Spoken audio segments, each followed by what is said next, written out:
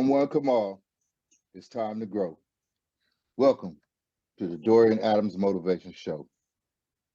On this channel, we focus on five primary pillars of balance, incorporating faith, family, finance, friends, and fitness. And we just come together on a weekly basis to hash out these thoughts and these details and see if we can perhaps grow and discover different things, different perspectives. Today's call, we got a group of men on here, and we sent out an invite that we was going to talk about what do I really want. And I put in parentheses on the invite that it's going to be a deep dive. So don't hesitate to explore whatever angles and areas that thought takes you. When you think about what I really want, what do I really want? And so what I'm gonna ask is when you share on that, give me two things. So if you got one, that's fine. If you got two, that's even better. But two things on what it is that you really want. Absolutely. Good evening to both of you brothers. It's a pleasure to be on this call. I'm always down for a deep conversation. I guess I can start us off. So when I think about my goals, aspirations, and what it is that I want out of life, something that I do first, or sort of a tool that I use for trying to measure those things, because they do change sometimes, is to identify what it is that I don't want. So, and that's pretty easy to do because I just take it all the way to the bottom level. Here are a few things, I guess, to start with. That is, I don't want to be weak. I don't want to be poor. I don't want to be a bad person for the people around me. I don't want to be a bad person for myself. I don't want to be a liar. I don't want to be a thief. I don't want to be, a person that lives in fear. Mm-hmm. So, and some of these things are things that I've actually written down. And so I made an opposite list, sort of the antithesis of all of those things, which is that I want wealth. I want to have a strong, resilient mind. I want to be a good person. And I want to live in faith, not in fear. And so, yeah, it's actually pretty easy, I think, for most people to identify those ground level, what do you want and what do you don't want. And I think the more complicated part of this is when you have to try and come up with a plan for how you want to get there, because that's when discipline comes into play, and a genuine level of honesty comes into play, because you have to be honest about where you're at currently. You got to be honest about where you were, and then honest about where it is that you want to be. And you have to be honest about how much you're willing to sacrifice and give to get what it is that you want, whether that be a psychological state or a physical, financial state, what it is that you're willing to give up. So I guess that's just a basic runaround. You can get into the depths of different methods of how you get to those spaces, but yeah. Okay. Quick question. I gotta press you on that a little bit. You say those are things you want. Hey, I'm with you. Why are those the things you want? Well, that's a great question. And I've also thought about this. So after analyzing all of the things that I don't want and analyzing the position that I was in, and sort of analyzing the people around me, I realized that life can be very, very terrible. The potential to go downwards into a state of entropy. There's a version of yourself that exists in hell on earth, and I realized that that is just as easy to get to than as it is to get to the brighter side. And after realizing that that's a potential for me to go there, I said, yeah, that's definitely not what I want. If life can be that bad, then that means it can probably be just as good on that same token. So I guess that would be why, is because I've realized that things can be far worse than they already are. Hmm.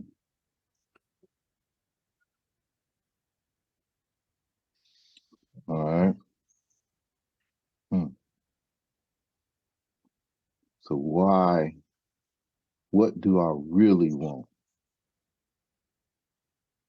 So you gave us a handful, which is cool. Anybody else could feel, John, Tim? Well, it's interesting because after you walk this planet for a little bit, you begin to discover some things that's you wanted at one time, but then you discovers really, you know, obsolete or insignificant. And I've grown to really, as a faith believer, there's uh, uh, a future presentation that I believe that I'm going to be a part of. And it says that uh, uh, uh, now unto him who is able to keep me from falling and to present me faultless before his throne with exceeding joy. When I heard that text, and I broke that text down, now unto him who is able to present me faultless. It doesn't say now unto me who has the ability to present myself faultless. It says unto him who is able to present me faultless before his throne with exceeding joy. And so when I meditated on that, I said, wait a minute, I'm going to be presented before his throne.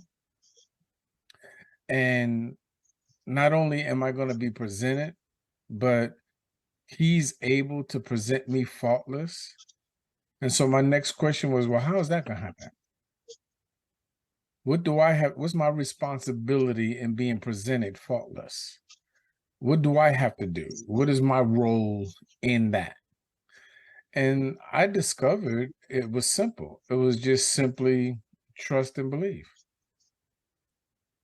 And I can't say I trust something and believe something if I'm not willing to follow it. So then the following became easier because I trusted and believed. And of course, that's when the transformation in my life began to occur. And I discovered, man, I've been fighting this fight this hard all my life, and it's this easy. All I got to do is trust and believe because someone greater than me is able to keep me from now falling and stumbling.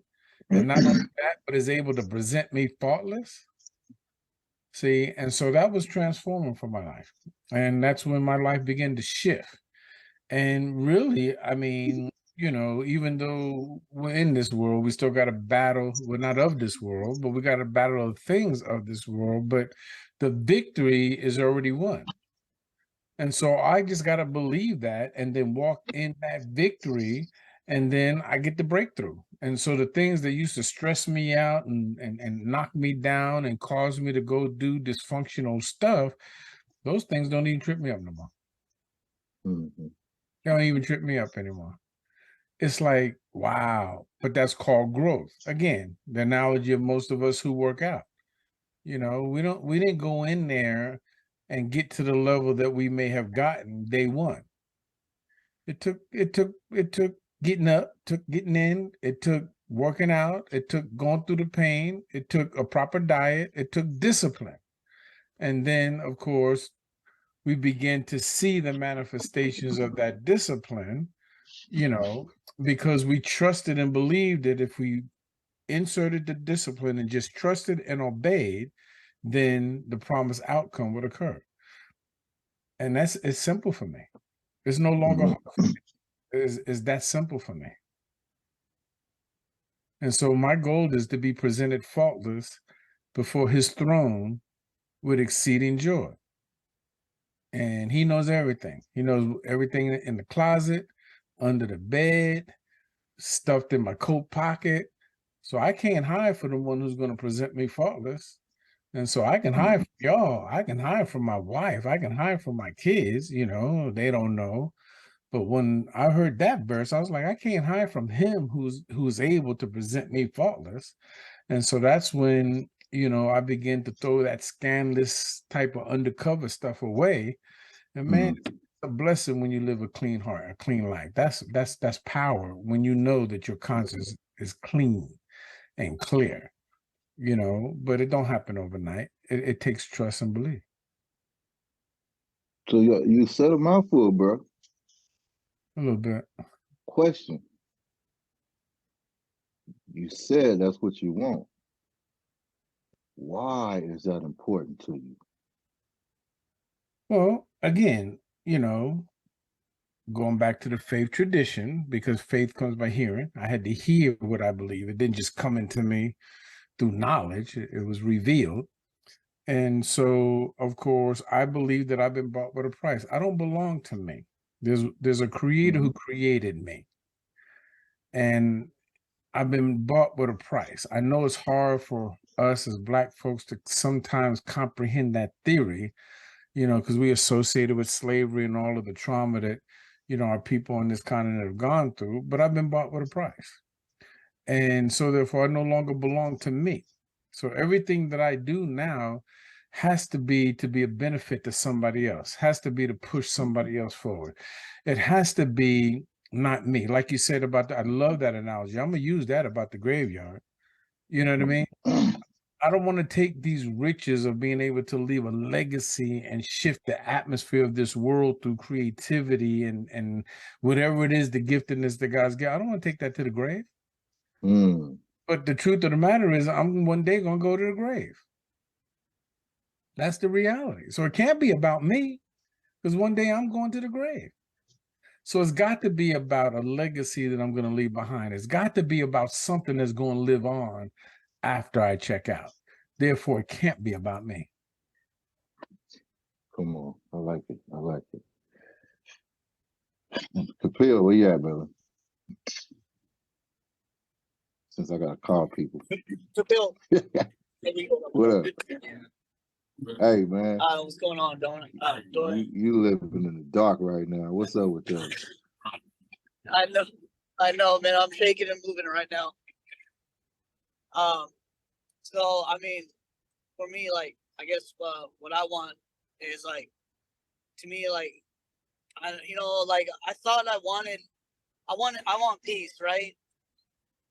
But what I was looking for in peace, right, is like I was looking for peace in others, and I was not looking for peace within me, I thought I had it, like, peace inside me, because I was always trying to help others get better, but I was not focusing on myself and being peaceful within myself.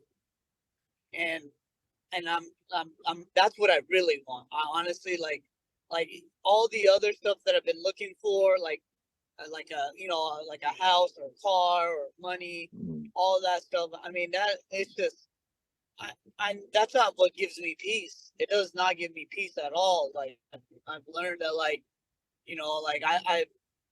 I thought I wasn't living in fear, but here I am living back in fear, and I didn't know, like, I thought that feeling, it was like, oh no, I don't, I wanted to live more in faith, live more in faith, and then that fear jumped right in, took over the driver's seat, started driving over, and I don't know what, like, what that is all about. Like, that's like my my fear is like, it's good fear, but then there's also like that fear of like, why am I afraid of living? Why am I afraid of living? What is causing me this? Why am I not getting any peace? So that's what I really want, is I want peace. Okay. So if I ask you to search yourself for one more thing that you could identify on a deep level, like deep, knee jerk, you don't have to stress out thinking about it, but something else knee jerk that might be in the close relationship to how bad you want peace. Something else. To me, I mean, like, I just want to be able to be in a state where I could be able to help others, to the point where, like, I can give them certain things that I've learned by myself or what I've learned through people, and give it to them. It's like the gift of, what is it? The gift of giving.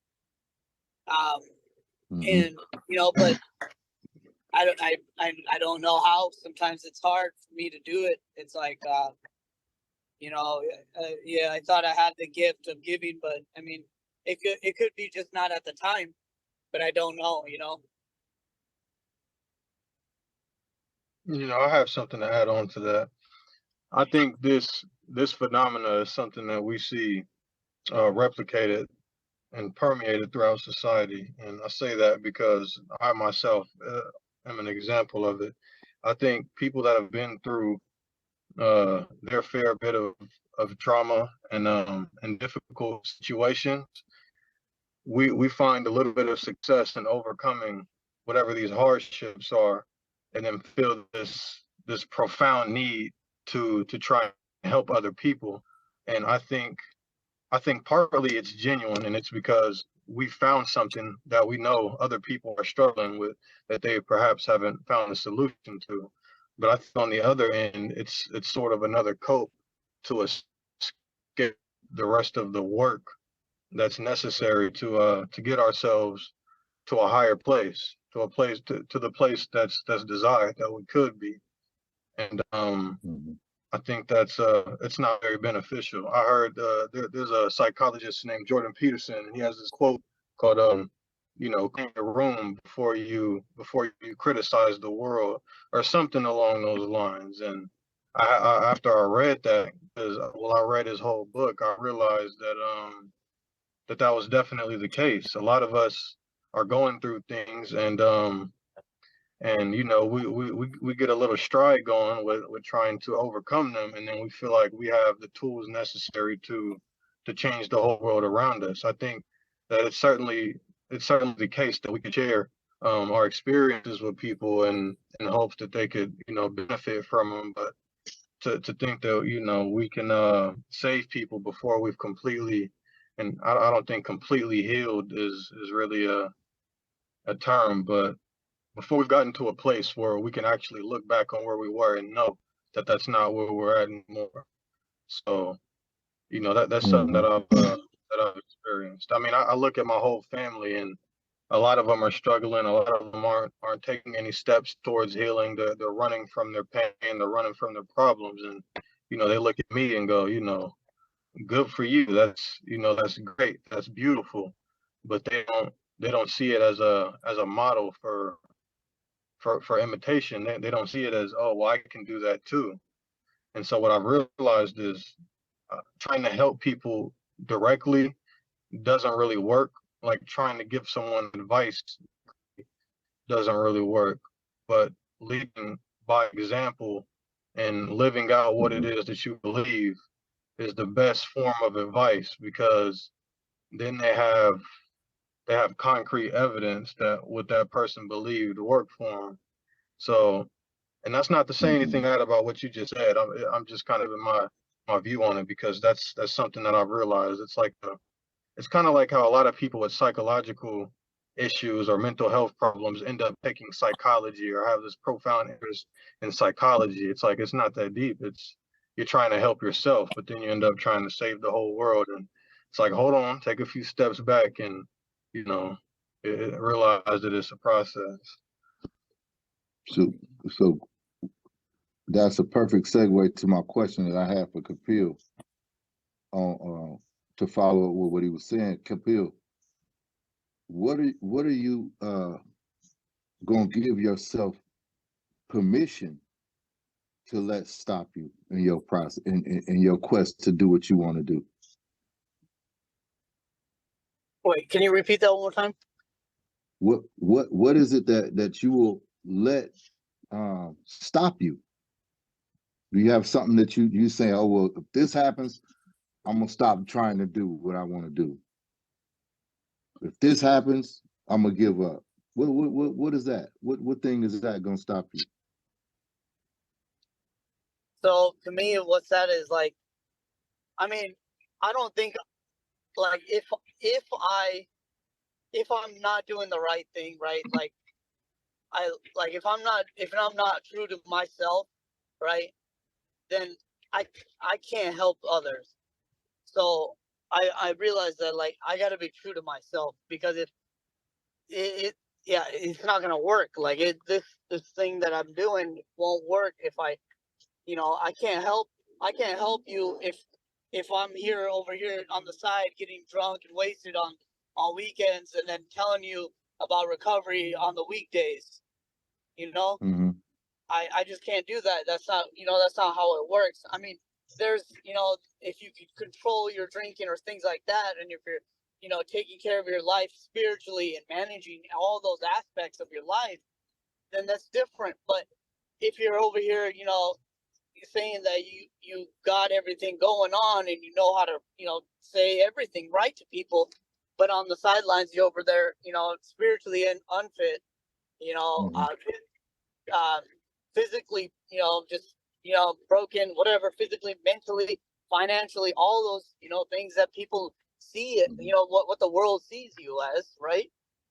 I can't. And then I would have to scale back and say, no, I can't be doing this. I can't. This is not my work. This is, I'm lying. I'm lying. I'm lying. I'm lying to you. I'm lying to myself. I'm lying to everyone. But so is it fair to say that you understand that the only thing that could stop you is you? Right. Yep. And then Yeah. then to John's point, what I got from what John was saying was pretty spot on too, as far as saying I need to stand firm and represent and be a representation of what I want to be, instead of just paying lip service to it. Because that's another part of what he said too. Makes me think about the mental health aspect of it, because we literally torment ourselves with making false promises to the world, and at the same time really wishing we could do it inside, but we got some stuff going on that stop us from walking out those steps. And so we'll go right back inside, torment ourselves, you know what I mean? Because we fighting the fight, and we need to, just like John says, take a step back, slow down enough to get home base together, like he said about the Jordan Peterson quote, get home base together, and then you go outside and play. Then go present to the world that this, that, and the other, I'm about this, or whatever it is. But if you're not dug in 100% within yourself, then you just setting yourself up for failure, because you ain't even position yourself to deal with the world when the world say, no, I don't believe what you said. No, I don't like what you said. No, I don't agree with what you said. Now you got another fight on your hand because you didn't even vet the stuff that you said you were standing behind in the first place. You know what I mean? So what, I guess you could say you can't save the world if you can't save yourself. Yeah, yeah. You know what I mean? I think it's interesting though. I used to have a philosophy: discover, develop, then deploy. Discover what you're called to do, develop what you're called to do, and then be about doing it. But then I discovered that that was wrong. In fact, it's the opposite. It's deploy. And in your deploying, you will then discover. And in your discovery, you will then begin to develop. And so the bottom line is just go and do. Now, it's interesting because I used to think the same way. You're a hypocrite if you're saying one thing, but you're doing something else. And then I also discovered something. There's a lot of bad people who's done great things for others to benefit from. Even though they were bad, and even though they may have been disqualified for the prize, it did not stop other people from benefiting. Example, Mhm. the forefathers of the United States of America were not righteous people. But they did some things that all of us are benefiting from. Right? So the truth of the matter is, I think oftentimes the enemy wants to convince us that we're not good enough to do what God's calling us to do. And then he, hits us with fear to think, well, you ain't ready. Look at your life. You can't. And I've discovered that ain't true. The more you go and begin to give and to begin to serve folks, the more you're going to have a desire to get better. The more you're going to have a desire to walk right. Because again, when you see somebody else blessed based upon what you shared with them or what you've done for them, and you know yourself better than they know you, and then you go look in the mirror and you be like, dang, I'm not even doing that for me. Hmm. That gives you a desire to get you better, because again, the joy really comes from being a giver. It's more blessed to give than to receive. And so I've discovered for me, I desire to get better so that I can be in even greater positions to be a better giver. And I don't want to, there was this guy, he said it the other day, he said, there's blessing blockers. I don't want no blessing blockers in my life, right? I don't want no blessing blockers. And so, but like you say, the only person who can be a blessing blocker to me is me. Mm. And I don't want to be a blessing blocker, but I definitely am going to be a blessing blocker if I think I got to wait till I get all right before I can go help somebody else. That's just not how it works. It don't work that way. Yeah, no, I like that, man, and that's the a part of the really, really connective tissue to a lot of the stuff that we face and deal with is taking the time to really put a solid finger on what you actually thinking. Because I could say, like I guess we all talking about on this call is hearing stuff, saying stuff, identifying with stuff that sound cool in the moment. Some of that stuff, like you say, was right at the time. It ain't necessarily wrong now. It's just that ain't how you will move now. But for the moment when that thing popped up and it hit you and it stuck, it was beneficial to you. It added value to you, so you moved on it with a good intention, though. Right. See, that's the thing. Wasn't that you had bad intentions. Just your discovery evolved as well. So later, you didn't have to look at it that way. You were still able to pick up and keep going and keep growing. That's right. You know, and so that's the love that I have for this whole process, man, because you constantly identify ways to see that you're evolving, Right. even though I thought I had it figured out last week. Exactly. You know what I mean? But I want to address the brother Derek, is it? Yeah. Yes. Man, How what's you up, guys doing? fam? Welcome to the Doing good. call, bro.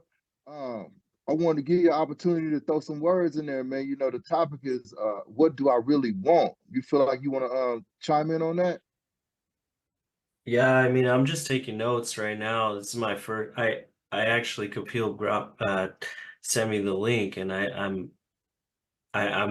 feel good to be in this group. Just to be talking a bit about life, and I feel grateful, and that's the best thing I can do is feeling grateful. And the topic is me. I still have my needs. When I'm grateful, I still want needs, and like you guys were talking about, you do to others, right? So if you're gonna be, if you want to be grateful and you want, God to grace you with his presence and help you in any kind of way that you're looking for, you're searching for, it's through him, not it's with him. And you have to help people. That's I definitely a good analogies. You, in order for you to get back, you have to give. And I'm all for that, man. That's what my business is about, like, to help people. uh and Yeah, I have a lot of needs, and I know it's not going to work if I don't have that the faith that I have lately. And I'm sober right now. I've been sober for 8 months. Amen. Uh, Good, good. Amen. thanks. Congratulations.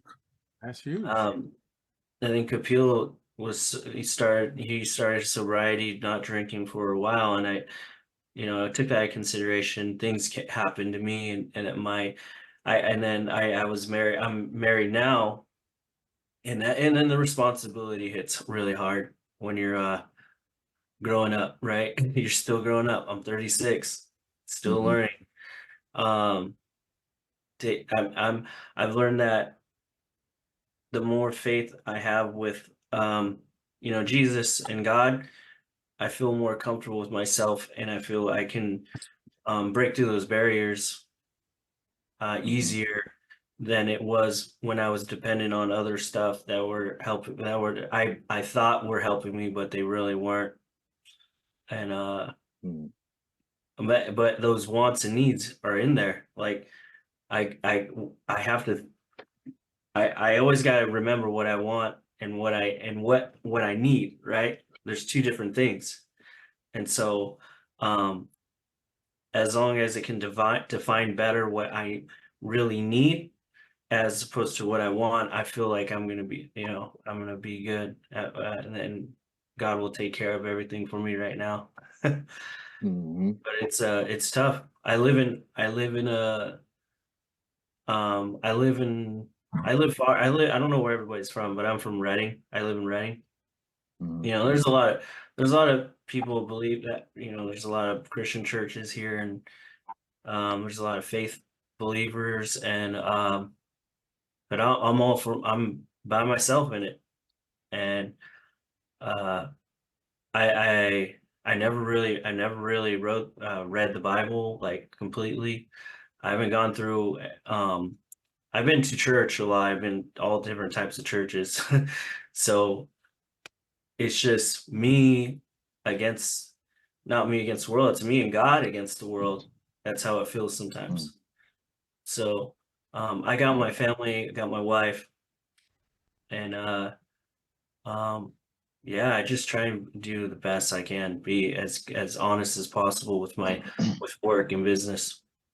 And I think if you can always try, you have to be honest with your business. You have to be 100%, and that's the work. That's the work you got to put in, because there's a lot of bad things in this world. A lot of people taking advantage of people, and not in a good way, and in Mhm. business and life. So you making those choices is everyday commitment, and you always got to do that every day. You got to make sure you're doing it completely out of the right mind, your heart, and honesty. Just got to be honest. Mhm. Bro, I appreciate that, man. I just wanted to just say this uh for everybody, man. But you're what you just shared with me Thanks. inspired this right here, man. Listen, we all grown men. We all grown men on this call. And the reason I say that, I wanna just get you to pay attention and focus on how the hell did you become a grown man and you ain't make it through nothing, Right. right? How you make it this far in one piece? How you outlasted countless other people that met different demises, that didn't wake up? How you still here if it wasn't meant for you to be here? How you still in your conscious, sane frame of mind right now if you didn't have a covering and a blessing on your life? Now, we ain't gonna name no names, but I just know if you feel where I'm coming from, when I say this to you, brother, that you a bad MF, you a bad MF, I mean that, and you know I mean it, and you know it's true. If you made it this far, Thank you, bro. you made it through all that stuff for a reason. So you can give yourself credit, even Yeah. if you got some stuff going on, to tell yourself, guess what? Give yourself permission to overcome what other obstacles might come in your face. Give yourself permission to overcome that and use the tools that's available to you. You know, because a fool is going to perish. Let's just be real. But if you activating the tools that you got at your disposal, ain't no way, it ain't even a heavy lift for you no more. You fighting against yourself if it gets heavy for you. You Yeah. know? So that's for everybody, feel man. I feel grateful for, yeah, right now where I am. I did have my upbringing was um a roller coaster ride. My dad passed away when I was really young. I got into drugs really young, like 12 years old. Uh and this was, that moment, that movement and stuff back in the day. And my mom was nowhere to be. My family had taken care of me, and I didn't know what direction where I want to be until recently. Mhm. And but I always had that faith. I know back in my mind the reason why my family believed in me. I know they did. And even though we're going through all that stuff growing up, I knew there was a reason why I'm here still. And I'm just discovering myself and knowing that I have to serve in the right way nowadays. And Mhm. I'm grateful for my wife, man. She pulled me out of that feelings, those bad, um, intentions and feelings about, what you want to do, go drink, have fun, and intrusive thoughts about, like going out and stuff. So, uh, we're not all perfect, but I'm getting there, and I try to love everybody as who they are as much as I can, because that's what people did for me. So thank you for having me here, man. It's powerful words. I appreciate that a lot. It's good to hear people with conscious minds talking and just talking. It's not You're not, proving any you're not selling anything, you're not trying to make me believe something one way or another. It's like you're being real with me, and that's all we can ask for. Being a man, a stewardess, right? They say, Mhm. and that's what people need, and they need to accept that stuff. Like, people don't want to listen to stuff. You have to accept that from people, because that's what the real conscious is talking. This is real conscious talking. These are, you're a man, like a man is talking to another man. You got to hear what they're saying, because that you know more than I do about life. Because it's just, I don't know how old you are, but you probably know, things about life that I don't, and I just got to listen. Mhm. So I believe it, man. Yeah, we all gotta listen, man. You know, and I find value in what you said about perhaps me having more knowledge than you because I've been around longer, but that's only the case partially because you walk steps that I never walked. And you can only tell me about those steps. Now I might know something similar, right? So we both know more, and we both grow more by sharing that together. Now we both double what we know. We double the experience. You know what I mean? So Sure. everybody brings something to the table. That's why I say you're a bad man. You know, you made it, bro. I made it to where I'm at. I know what I carried here, you know, but I feel like it's only my gift and my duty to extend that to other individuals. You know, it happened to me. It might have been something that almost crushed me, but it happened to me so it could be a blessing to somebody else. I'm failing my duty and my obligation as a giver, as a light bearer, as a leader. I'm failing that obligation if I don't share that with somebody else. Because guess what? Are you going to let that person standing next to you go through what you went through when you can just easily help them and steer them in another direction? Right? You know how that pain felt when you went through this. You know how long it took. You know how trying and frustrating it was for you to go through this situation. But you're going to have the knowledge to help that person and don't say nothing. What you look like. Yeah. Yeah. That's my duty right now. Teach. Right. Exactly. Yeah.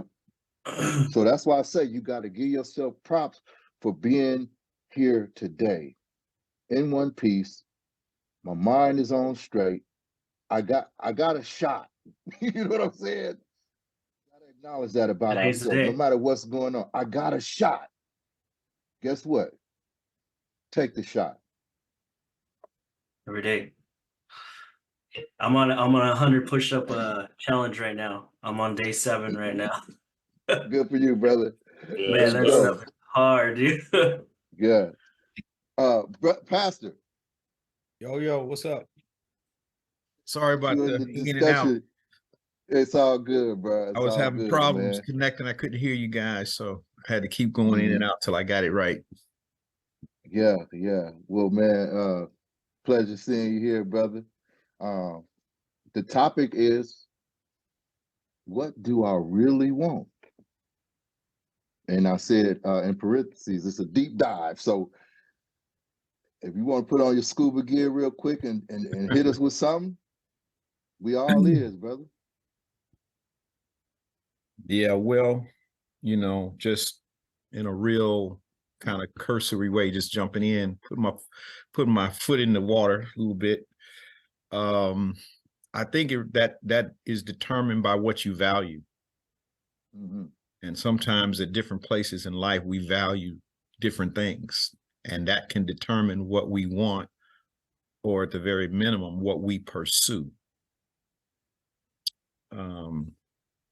Sometimes we want things that we believe are out of our reach.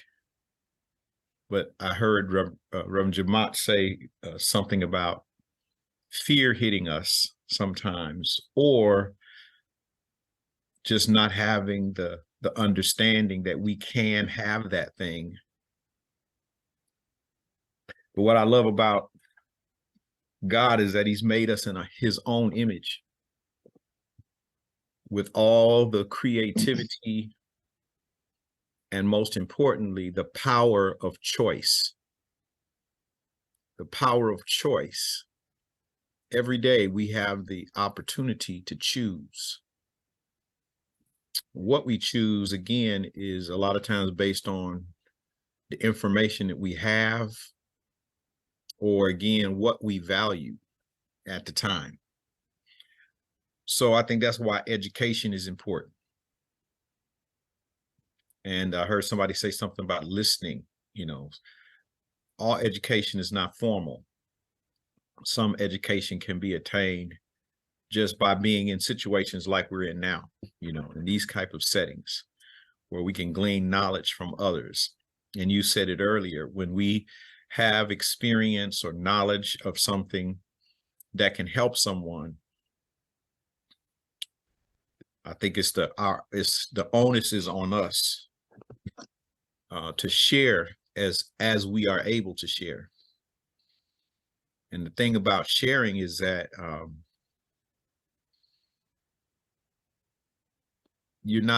sometimes people are not ready for what you have to share. Sometimes people have to be in position to hear and to receive what you have to share. Even as a pastor, one of my rules is I don't give people advice unless they ask for it.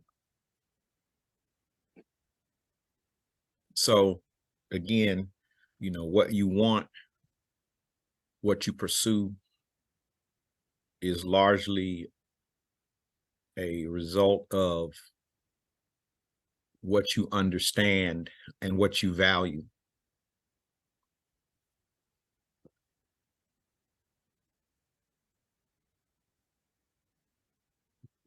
I like that. That was beautiful. If I could add something on in regards to values, I think it's interesting, especially with my generation, when you talk about values, we're presented with a multitude of different tempting things to want, to value. And when I say that, I'm talking about social media. You know, I can't exactly speak about what it was like before the internet was prevalent. I mean, I was a young man when it started to come up, as it was developing. But I know as I got into my later years, I realized my values were heavily predicated upon other people's, you know, state of life. And when I say that, I mean the things that they've acquired, or at least the way that they perpetuate their lives to be at the moment. And I think it's important to keep our frames of reference to ourselves. So when I say that, I mean to compare ourselves to who we were yesterday, or to who we used to be, as opposed to who someone else's current life situation is, because you can find yourself valuing things that you actually don't care about, or valuing things that other people care about. And I think that it can be very confusing when you get to that point, after you begin to reflect, to try and identify what it is that matters to you, as opposed to, you know, what it is that people have told you should matter to you. And maybe there is some value there, because other people may know things that you don't. And I think that's where you have to learn how to take wisdom from people and kind of leave out all of the other stuff. But by that same token, you can become indoctrinated. So I don't know. Values are an interesting thing for me. But I like how you structured that. Yeah, in different stages of life, we value different things. At the stage of life that I'm at now, material things are far less important to me than my family, the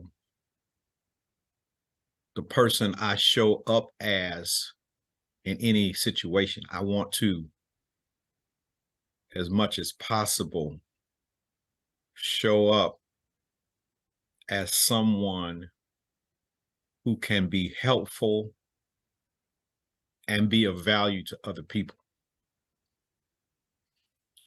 At the same time, there's a verse in the Bible that says, "Don't cast your pearls before swine." Yeah. So you have to understand your own value and where to insert yourself and how to insert yourself. You know, so that you don't,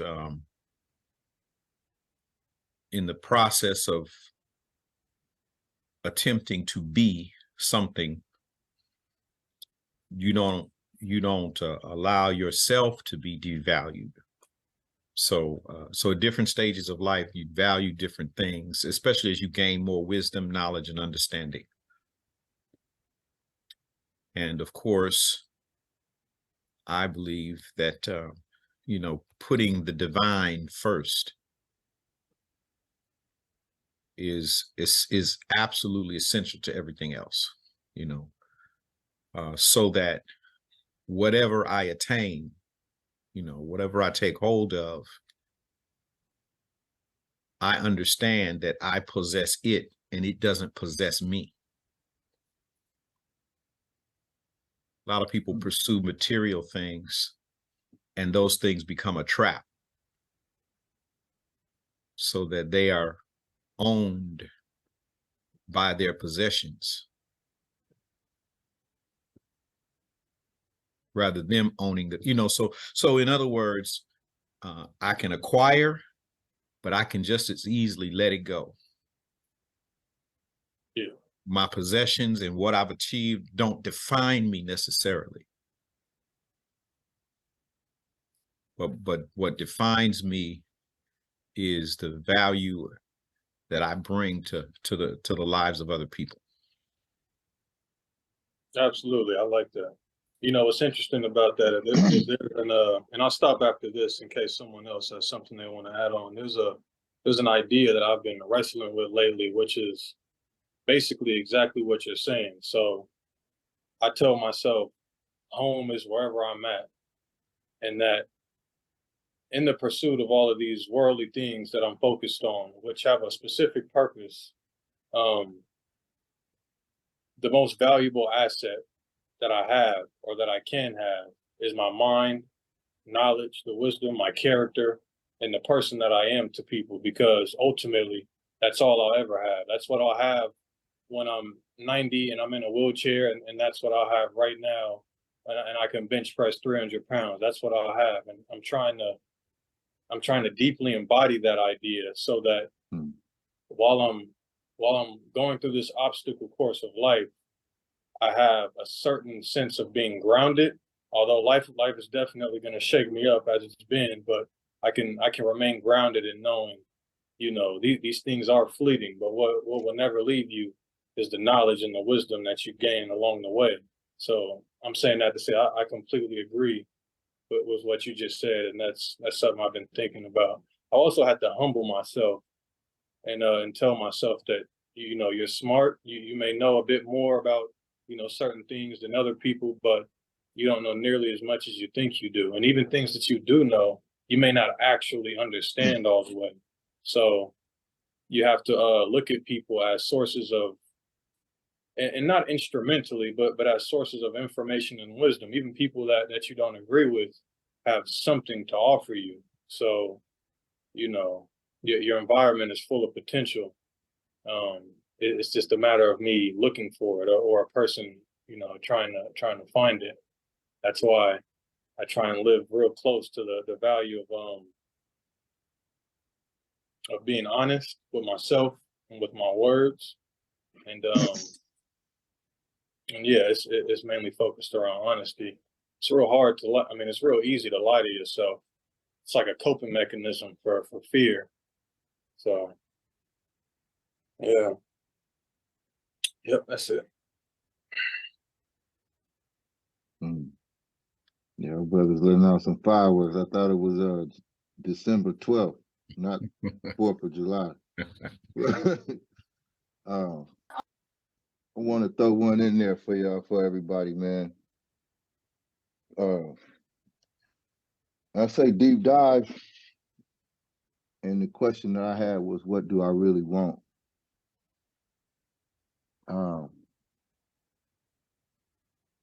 If I'm trying to drill down, man, and just be honest and transparent on this call, really not seeking no favor, really not seeking applause or nothing like that, and just being honest about what I come up with when I say that. If I was pressed to have one answer that wasn't surface and that really means something to me, if I was to answer, what do I really want? This is like over everything else. I'm looking at the thought that if I can get as close to the truth as possible, that I just want to know the creator. And do you get what I'm saying? I'm not saying I heard of him. I'm not saying I'm relishing in the description that somebody else gave me of their experience. I'm talking about knowing. And it's because I've identified that I know, even though the scientists and everybody say the Earth been here 13.5, 13 point so many billion years, they guessing. But I know they close to, they could be right, because this thing didn't happen yesterday. When you tell me that the nearest star in the sky is 600 light years away, I'm like, I need to know who did that. So for me, it ain't about names.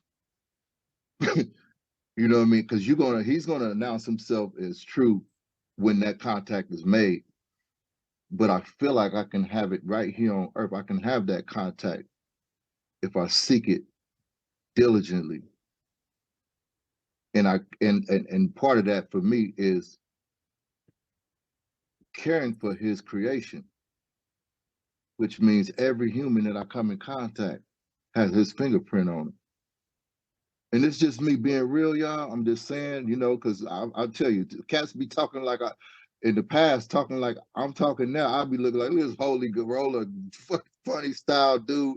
I'll be having all kind of names and jokes and laughing at him and everything else.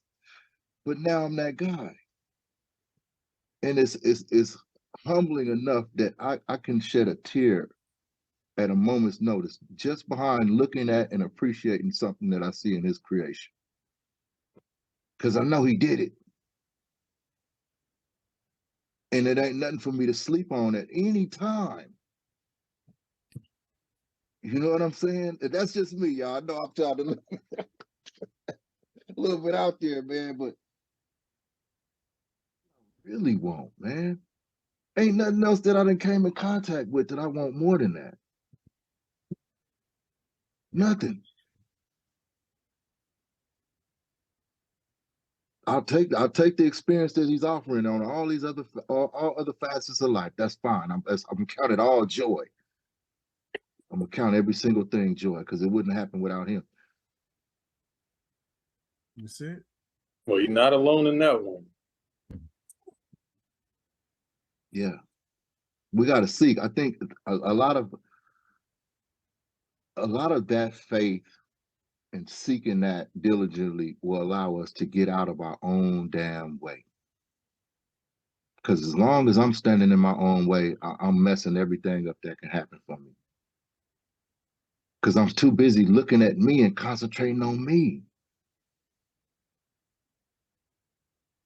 Every time I've been through something in my life, man, he brought me through it, brought me through it, and pulled me out on the other side cleaner. It was so fresh and so clean, right? And so I'm like, how can I give up and abandon the consistency of that process? And it happened so many times over my past. It's happening again and again now. How can I abandon that and make up some stuff that I gotta get in the way now? I gotta deal with this. You feel me?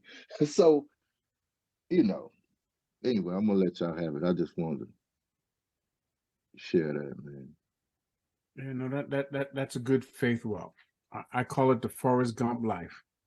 I don't know where I'm going, but you know something? After I experienced it, I'm like, wow, never expected that, never intended that, but that was pretty powerful. And so then you look for that next adventure, and it is, trusting in the Lord. He really does give an abundant life. It doesn't mean that we don't fight. It doesn't mean we don't have to, have our breakthroughs through things. But somebody said something the other day. I don't know if you said it, Pastor Ray. Somebody said it's not what life does to you, it's what life does for you. All those situations, they do something for us, not to us, but for us, that makes us better and stronger.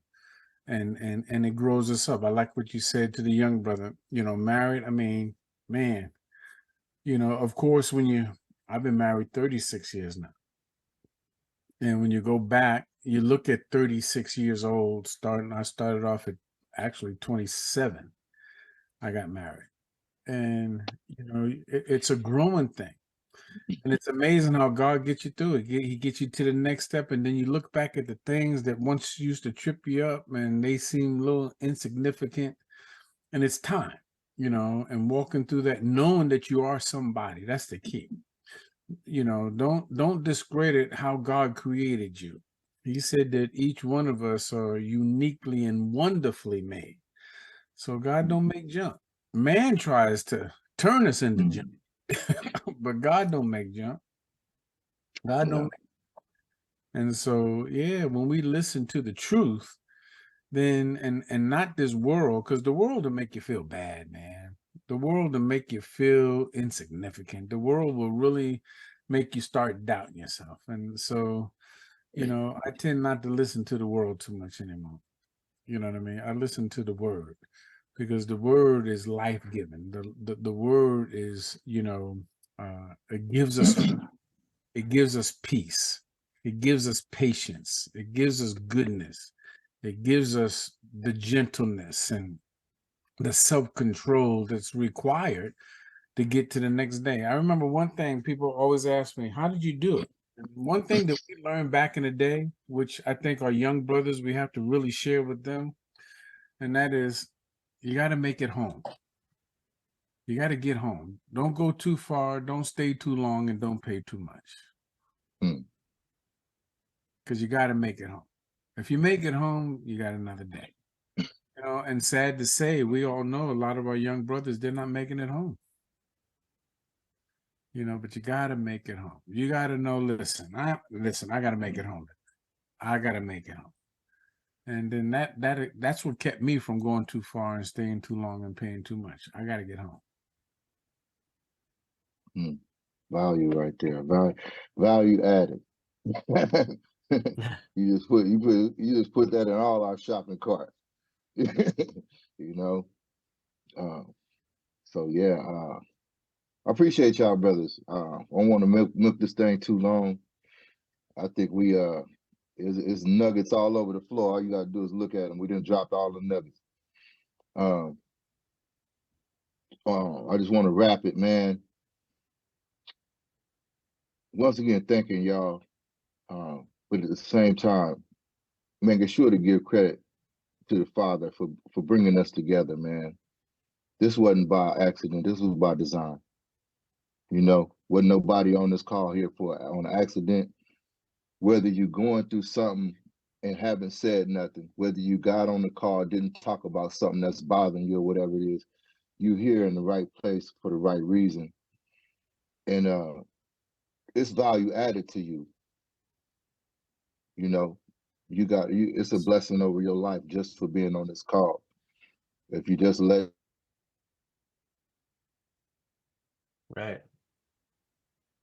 it sink in, let it meditate. And that's my honest belief. Thank the Father for his fingerprint being on everything. Does everybody know about your first annual improvement movement?